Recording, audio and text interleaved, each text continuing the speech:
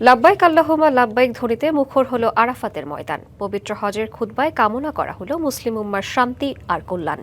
আগামীকাল ঐতিহাসিক মিনায় শয়তানের উদ্দেশ্যে পাথর নিক্ষেপ, পশু কুরবানি এবং মাথা মুন্ডনের মধ্য দিয়ে সম্পন্ন হবে ঈদুল আজহার মূল আনুষ্ঠানিকতা। লাব্বাইক আল্লাহুম্মা লাব্বাইক ধ্বনিতে মুখর হলো পবিত্র আরাফাত ময়দান। পাপ মুক্তি আর মহান স্রষ্টার নৈকট্য লাভের আশায় মক্কা থেকে প্রায় 15 কিলোমিটার দূরের এই ঐতিহাসিক প্রান্তরে সমবেত হন 15 লাখেরও বেশি ধর্মপ্রাণ মুসলমান। হজের খুতবা পাঠ করেন মসজিদে নববীর ইমাম ও খতিব শেখ আলী বিন আব্দুর রহমান হুজাইফি।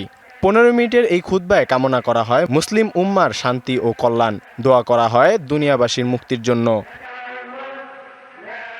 3 দিকে পাহাড় ঘেরা এই 4 বর্গমাইল এলাকায় সূর্যাস্ত পর্যন্ত ইবাদত, তওবা আর কান্নায় মশগুল থাকবেন আল্লাহর মেহমানরা।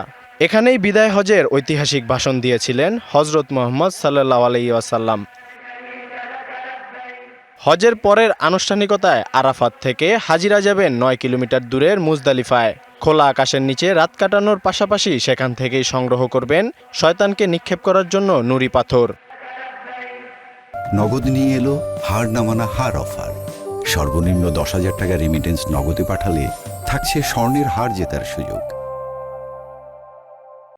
বুধবার ঐতিহাসিক মিনায় শয়তানের উদ্দেশ্যে পাথর নিক্ষেপ, পশু কোরবানি এবং মাথা মুন্ডনের মধ্য দিয়ে সম্পূর্ণ হবে ঈদুল আজহার মূল আনুষ্ঠানিকতা।